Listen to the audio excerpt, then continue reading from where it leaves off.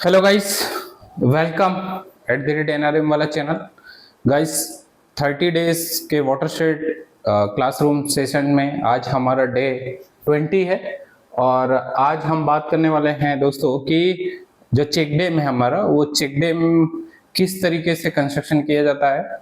आपने देखा होगा कई बार कि जब कभी बस से यात्रा कर रहे हो या फोर व्हीलर से या बाइक से, तो आपने देखा होगा कि कभी कभी रास्ते के साइड में कुछ ड्रेनेज लाइंस होते हैं और ड्रेनेज लाइंस में कुछ छोटे छोटे स्ट्रक्चर बनाए जाते हैं जो कि वाटर हार्वेस्टिंग स्ट्रक्चर कहलाते हैं। और वो वाटर हार्वेस्टिंग स्ट्रक्चर जो है, जो एक्टिविटी होती है, उसको हम चेक डैम कहते हैं। और चेक डैम बनाने के लिए हमें कौन कौन से सावधानियां रखना पड़ता है, चेक डैम बनाने के लिए क्या डिजाइन पैरामीटर्स होते हैं, है ना, और क्या इसका मेजरमेंट कैसे किया जाता है, इवेल्युएशन कैसे किया जाता है। तो ये सारी बातें जो है हम डे 20 क्लासरूम सेशन में समझेंगे। तो सबसे पहले तो ये है कि ऑब्जेक्टिव्स ऑफ चेक डैम क्या है ना, चेक डैम क्यों बनाते हैं। दूसरा ये है कि का साइट सिलेक्शन के लिए जो है क्या क्या क्राइटेरियाज है, क्राइटेरियाज ऑफ साइट सिलेक्शन। तीसरा ये है कि लेआउटिंग कैसे करते हैं, क्योंकि अगर प्रॉपर लेआउट नहीं होगा तो जो है चेक डैम हमारा स्ट्रक्चर जो है उसका डायमेंशन सही नहीं होगा, डायमेंशन के साथ साथ जो अलाइनमेंट होता है वो भी सही नहीं होगा। तो इसलिए जो है प्रॉपर लेआउट बहुत जरूरी है। नंबर 4 कि इम्प्लीमेंटेशन करते समय जो है हम क्या क्या चीजों का ध्यान रखते हैं, तो ये इम्प्लीमेंटेशन में हम लोग समझेंगे। नंबर 5 में जो है कि इसका जो फाइनल मेजरमेंट होता है जब बनने के बाद में, तो ये किस तरीके से किया जाता है। तो ये जो है एक ओवरव्यू ऑफ चेक डैम है। और इसमें बहुत सारे ऐसे कंपोनेंट है, अगर हम बात करें कि क्या क्या चीजों का ध्यान रखना होता है, तो सबसे पहले ये है, जो इम्पोर्टेंट चीजें हैं वो ये है कि इसका एस्टिमेशन जो है वो बहुत ही इम्पोर्टेंट चीज है। एस्टिमेशन अगर सही होगा तो ही आपका स्ट्रक्चर जो है प्रॉपर स्ट्रेंथनिंग होगी उसके अंदर। दूसरा ये है कि एस्टिमेशन बनाते समय जो है हमें जो कंपोनेंट का ध्यान रखना पड़ता है डिजाइन और ड्राइंग का, तो वो ड्राइंग किस तरीके से होती है, डिजाइन किस तरीके से की जाती है, इसका एब्स्ट्रैक्ट शीट कैसे बनाया जाता है, ये सारी जो है ब्रीफ डिटेल में हम लोग बात करेंगे। इम्पोर्टेंट ये है कि इसमें कौन कौन से जो है SOR प्रीफर होते हैं, एक वो हम समझेंगे। और इसके अलावा कि इम्प्लीमेंटेशन करते समय अगर हम बात करें तो इम्पोर्टेंट ये हो जाता है कि जब SOR के बारे में हम जानते हैं तो कौन कौन से जो है कंक्रीट के ग्रेड जो है इसमें इस्तेमाल किए जाते हैं। तो कंक्रीट ग्रेड क्या होता है, ये कितने तरीके के होते हैं, ये हम आज बात करेंगे। और इसके अलावा जो है कि अगर कंक्रीट ग्रेड है, जैसे मान लीजिए कि हम बात करते हैं कि आइटम नंबर 413A, तो 413A जो है, 413B, 413C जो SOR में हमको पढ़ने को मिलेगा, तो ये कंक्रीट ग्रेड जो होते हैं वो क्या कहलाते हैं। PCC में कौन सा कंक्रीट उपयोग होता है, ठीक है। फाउंडेशन करते समय जो है, जब सब स्ट्रक्चर हम बनाते हैं तो फाउंडेशन में क्या उपयोग करते हैं, सुपर स्ट्रक्चर में हम कौन सा कंक्रीट का इस्तेमाल करते हैं, और इसके अलावा जो कॉपिंग करते हैं, कॉपिंग में कौन सा ग्रेड लेते हैं। और फिर जो बात करते हैं कि लास्ट में जो प्लास्टर करते हैं, वो प्लास्टर करते समय जो है किस तरीके का SOR रेशियो का यूज किया जाता है। तो ये कंक्रीट अपग्रेड, इसको हम रेशियो भी बोलते हैं, रेशियो ऑफ कंक्रीट, ठीक है। ये सारी चीजें हम बात करेंगे। फिर फाइनल मेजरमेंट जो होता है, फाइनल मेजरमेंट के बाद जो फाइनल इवैल्यूएशन होता है, वो इवैल्यूएशन किस तरीके से किया जाता है। और इवैल्यूएशन करने के बाद जो है हम लोग एक कंप्लीशन सर्टिफिकेट, जिसको हम CC बोलते हैं, तो ये कंप्लीशन सर्टिफिकेट में क्या क्या चीजें होती है। तो दोस्तों, अगर हम बात करें कि ये इतने कंपोनेंट जो है कवर करते हैं हम लोग चेक डैम के द्वारा। तो चेक डैम बनाते समय जो है ग्राउंड लेवल पर इम्प्लीमेंटेशन तो किया ही जाता है, बट उसको ऑन रिकॉर्ड कौन कौन से डॉक्यूमेंटेशन के माध्यम से हम लोग जो है जस्टिफाई कर सकते हैं किसी भी एक स्ट्रक्चर को, तो उसके बारे में भी हम लोग बात करेंगे। क्योंकि आजकल आप देखते होंगे कि कोई भी पर्सनल उपयोग के लिए चेक डैम का कंस्ट्रक्शन बहुत कम करते हैं। मैंने तो बहुत कम देखा है कि किसी ने अपने पर्सनल यूज के लिए अपने घर से पैसा लगा के चेक डैम का कंस्ट्रक्शन करा लिया। ज्यादातर जो है इम्प्लीमेंटेशन एजेंसीज ही इसका कंस्ट्रक्शन करती है और सीएसआर सपोर्ट करते हैं, या फिर फिलोंथ्राफिक हो गया या फाउंडेशन हो गए, तो इस तरीके की एजेंसीज जो है फाइनेंशियल सपोर्ट करती है और इम्प्लीमेंटेशन किया जाता है। तो इस तरीके के अगर इम्प्लीमेंटेशन में गवर्नमेंट का सबसे बड़ा रोल है, तो गवर्नमेंट भी करती है। तो आपने देखा होगा कि ज्यादातर ये चीजों को जो है फील्ड पर इम्प्लीमेंटेशन के साथ साथ जो है डॉक्यूमेंटेशन भी बहुत इंपॉर्टेंट होता है। तो वो डॉक्यूमेंटेशन कौन कौन से होंगे वो भी हम लोग बात करेंगे। तो आप चाहे तो इसका एक फोटो ले सकते हैं कि हम क्या क्या बात करने वाले हैं। तो ये डॉक्यूमेंटेशन वेरी इंपॉर्टेंट है, ये मस्ट है, इसको हम बोलेंगे मस्ट, वेरी इंपॉर्टेंट है। तो ये सारी चीजें जो है हम लोग चेक डैम के माध्यम से कवर करने वाले हैं। तो अब हम बात करते हैं कि ये डे 20 जो है हमारा थोड़ा बड़ा एक वीडियो होगा। बड़ा वीडियो इन द सेंस कि हम इसको पार्ट में कवर करेंगे। तो फर्स्ट पार्ट में जो है हम लोग बेसिक चीजों के बारे में जानेंगे ताकि आपका अंडरस्टैंडिंग जो है वो बन सके। फिर मैं आपको डीप में ले जाने वाला हूं कि किस तरीके से इसका डिजाइन किया जाता है और ये सारी चीजें। तो हम सबसे शुरुआत में बात करते हैं दोस्तों कि इसका जो ऑब्जेक्टिव्स है वहां से हम चलते हैं, फिर साइट सिलेक्शन, लेआउट और ये सारी चीजों पर हम लोग बात करेंगे। तो ऑब्जेक्टिव्स क्या है चेक डैम का? आपने देखा होगा कि ज्यादातर जो है चेक डैम ड्रेनेज लाइन पर बनाए जाते हैं, और कौन से ऑर्डर स्ट्रीम में बनाए जाते हैं वो एक साइट सिलेक्शन का पार्ट है। तो ये मेजर ऑब्जेक्टिव्स क्या होगा चेक डैम का, थोड़ा सा आप सोचिए कि इसका क्या उद्देश्य है ना चेक डैम का। तो चेक डैम का उद्देश्य जो है वो ये है कि हम लोग जो है रन ऑफ को रिड्यूस करते हैं। ठीक है, जो हमने देखा था कि कभी भी एक वाटरशेड एरिया होता है और वाटरशेड एरिया में जो है ये मान लीजिए कि ड्रेनेज लाइन इस तरीके से होती है, और ये ड्रेनेज लाइन जो है एक आउटलेट क्रिएट करती है। मान लीजिए कि ये किसी भी वाटरशेड एरिया का आउटलेट है, ये पानी जो है आ रहा है और ये आउटलेट के माध्यम से जो है पानी बाहर निकलता है। तो ये ड्रेनेज लाइन पर हम कहीं यहाँ पर जैसे मान लीजिए एक चेक डैम क्रिएट कर रहे हैं, राइट। तो ये सीडी जो है, जिसको हम सीडी बोल दें, चेक डैम बोल सकते हैं, स्टॉप डैम बोल सकते हैं। तो ये चेक डैम जो है जो ये फ्लो ऑफ इंटेंसिटी है वाटर का ना, इसको जो है रिड्यूस करता है। तो रिड्यूस ऑफ रन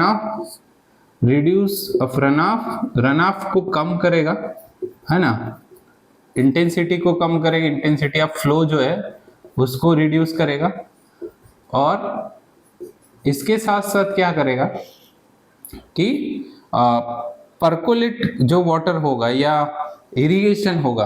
कभी कभी क्या होगा कि आपने जैसे देखा होगा कि ये जो चेक डैम है, किसी नाले पर एक चेक डैम बनाया गया है, तो ये चेक डैम क्या करेगा कि इसका अगर स्ट्राटा मान लीजिए थोड़ा सा हार्ड स्ट्राटा नहीं है प्रॉपर, तो वो क्या करते हैं कि परकोलेट भी थोड़ा थोड़ा वाटर होता है। ठीक है, ज्यादातर हम साइट सिलेक्शन की करते समय ये ध्यान रखेंगे कि हमें हार्ड स्ट्राटा मिले और हम इसका यूज जो है इरिगेशन के पर्पज से करें, क्योंकि ये इरिगेशन स्ट्रक्चर है ना, ये सॉइल कंजर्वेशन स्ट्रक्चर नहीं है, ये वाटर हार्वेस्टिंग स्ट्रक्चर है। तो वाटर हार्वेस्टिंग स्ट्रक्चर जो है increasing area of for irrigation.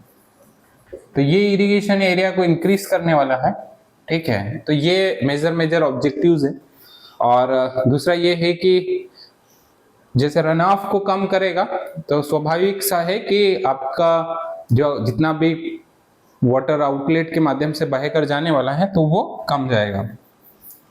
Water level को इंक्रीज करता है चेक डैम।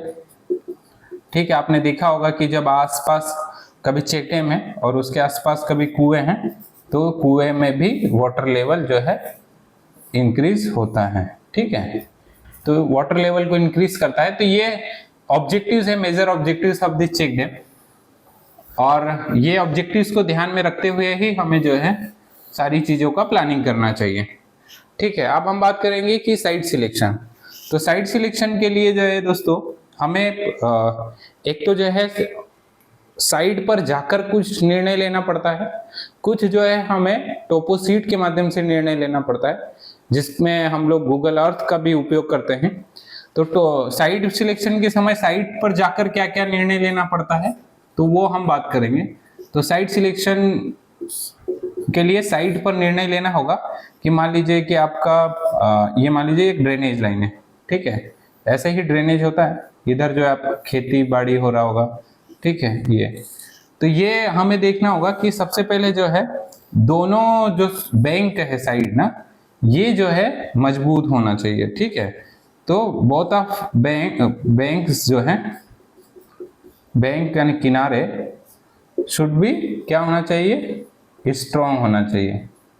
अगर ये स्ट्रॉन्ग है तो हम साइट सिलेक्शन के लिए उसको रख सकते हैं। दूसरा क्या कर सकते हैं कि एक कभी भी स्ट्रक्चर बनाने से पहले हम लोग ट्रायल पिट करते हैं ना, तो ट्रायल पिट आपने देखा होगा कि ये जैसे चेक डैम अगर हम यहाँ ले रहे हैं तो इसी के आसपास या तो हम किसी कुएं को जाकर देख सकते हैं कि कुएं में कितने गहराई में जो है वो वाटर जो हार्ड स्ट्राटा आ रहा है वो हम देख सकते हैं। दूसरा ये देख सकते हैं कि ट्रायल पिट कर सकते हैं, यहीं पर मान लीजिए जहां साइट सिलेक्शन कर रहे हैं वहां 1 बाई 1 मीटर का गड्ढा कर सकते हैं, और उससे हमको पता चल जाएगा कि हार्ड स्ट्राटा कब आ रहा। तो हमें क्या करना है कि हार्ड स्ट्राटा, जब तक हार्ड स्ट्राटा ना मिले तब तक हमें वो स्ट्रक्चर को जो है प्रपोज नहीं करना चाहिए। पर ऐसा भी ना हो कि बहुत ज्यादा, कम से कम 1.5 मीटर में आपको हार्ड स्ट्राटा मिलना चाहिए। छोटे चेक डैम की बात कर रहा हूँ। अगर इससे ज्यादा 2.5-3 मीटर में अगर हार्ड स्ट्राटा मिलता है तो इसका मतलब ये है कि फिर वो जो है स्ट्रक्चर का लागत बढ़ेगा, इकोनॉमिकली भी हमको देखना पड़ेगा। तीसरा ये है कि ये जो स्लोप है ना, स्लोप जो है, स्लोप शुड भी कितना होना चाहिए, तो ये 0 से 3% का स्लोप होना चाहिए। ठीक है, अगर ज्यादा स्लोप होगा तो फिर वाटर हार्वेस्टिंग जो है पोटेंशियल कम हो जाएगा किसी भी स्ट्रक्चर का ना। तो पोटेंशियल क्रिएट करने के लिए जो है हमें ये चीजों का ध्यान रखना पड़ेगा। स्लोप कितना होना चाहिए, तो हम बोलते हैं एटलीस्ट स्लोप जो है 0.3% होना चाहिए। ठीक है, 0 तो होता नहीं है, आपने भी देखा होगा 0 बहुत कम मिलता है, बट कभी कभी फ्लैट ड्रेनेज होते हैं तो वहां पर हमको 0 मिलने की संभावना होती है। तो हमें जो है 3% तक हम लोग जो है उसको कंसिडर कर सकते हैं। और भी अगर क्रिटिकल ऐसी चीजें हैं तो हम जो है उसको 5% तक ले जा सकते हैं, बट इससे ज्यादा नहीं। ठीक है, तो ये स्लोप हो गया, आपका हार्ड स्ट्राटा हो गया, बोथ ऑफ बैंक्स मजबूत हो गए। फिर हम बात करते हैं कि एक जो सर्वे होता है, हम लोग एक सोशल इकोनॉमिक सर्वे करते हैं ना, सोशल सर्वे एक करते हैं हम, इकोनॉमिक सर्वे। ठीक है, इकोनॉमिक सर्वे में हम क्या क्या ध्यान रखेंगे, तो सोशल सर्वे में हम ये ध्यान रखते हैं कि कोई भी चीजों का जो है ना, मतलब उसका उपयोग होना चाहिए सोशल, सामाजिक दृष्टि से अगर हम देखें तो किसी का नुकसान नहीं होना चाहिए। नुकसान अगर होता है, मान लीजिए कि आप यहाँ चेक डैम बना रहे हैं बड़ा, राइट, और फिर जो है इसका वाटर हार्वेस्ट पोटेंशियल इतना है, ठीक है, स्टोरेज पोटेंशियल, अब किसी का मान लीजिए कि घर आ गया या किसी का जो है खेत डूब गया, है ना, ये खेत डूब गया, तो ये ऐसे समय में हम लोगों को ये स्ट्रक्चर का टेक्निकल डायमेंशन को या तो कम करना होगा या फिर हमको जो है उसके साइट सिलेक्शन के समय ध्यान रखना पड़ता है।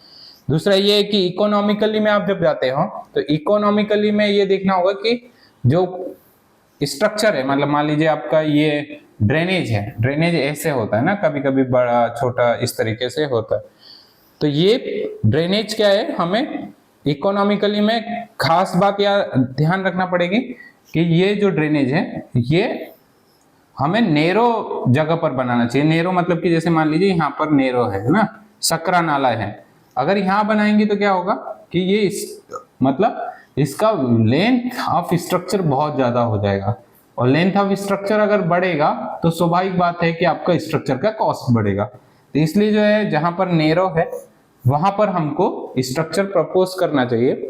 तो इस तरीके से इकोनॉमिकली भी ध्यान रखना पड़ेगा। दूसरा मैंने आपको बताया कि ट्रायल पिट करके हमें स्ट्रक्चर का डेप्थ भी जानने की जरूरत है। तो ये सोशल सर्वे होता है, एक इकोनॉमिकली सर्वे होता है। तो ये साइट सिलेक्शन के जो है प्रारूप है, सर्वे के टाइप्स है ना। अब एक सर्वे जो होता है दोस्तों वो जो है होता है आपका एल सेक्शन और क्रॉस सेक्शन सर्वे, है ना। ये जो है टेक्निकल मेंबर्स करते हैं। तो ये क्या होता है एल सेक्शन और क्रॉस सेक्शन सर्वे। तो हम इसके लिए एक स्पेशल जो है एक क्लास रूम ट्रेनिंग रखेंगे, एक वीडियो बनाएंगे और एल सेक्शन और क्रॉस सेक्शन सर्वे भी हम लोग जानेंगे। तो ये सारे जो है चीजें हैं। तो आज हम जिस एक एक्टिविटी की बात कर रहे हैं वो चेक डैम है, और चेक डैम के लिए जो है आज हमने देखा कि क्या क्या ऑब्जेक्टिव्स होते हैं। पहले तो हमने ये देखा कि हम उसके बारे में क्या क्या जानेंगे, तो ऑब्जेक्टिव्स के बारे में डिटेल्स बात की। दूसरा आज हमने बात की कि साइट सिलेक्शन को लेकर क्या होता है। एक हम वीडियो बनाएंगे जिसमें एल सेक्शन और क्रॉस सेक्शन सर्वे कैसे किया जाता है, और फिर बारी बारी से सारी चीजों को हम समझेंगे कि इम्प्लीमेंटेशन कैसे किया जाता है, फाइनल मेजरमेंट कैसे किया जाता है, एस्टिमेशन कैसे किया जाता है, डिजाइन कैसे तैयार की जा सकती है ना, क्या क्या थंब रूल होते हैं। तो ये सारी चीजों को लेकर हम बात करेंगे। तो उम्मीद करता हूं कि आपको ये मेरा वीडियो अच्छा लगा होगा। प्लीज आप इस चैनल को सब्सक्राइब कीजिए, वीडियो को ज्यादा से ज्यादा अपने दोस्तों तक शेयर कीजिए, और लाइक कमेंट्स जरूर करें। बने रहिए दोस्तों मेरे एनआरएम वाला चैनल में। जय हिंद, जय भारत।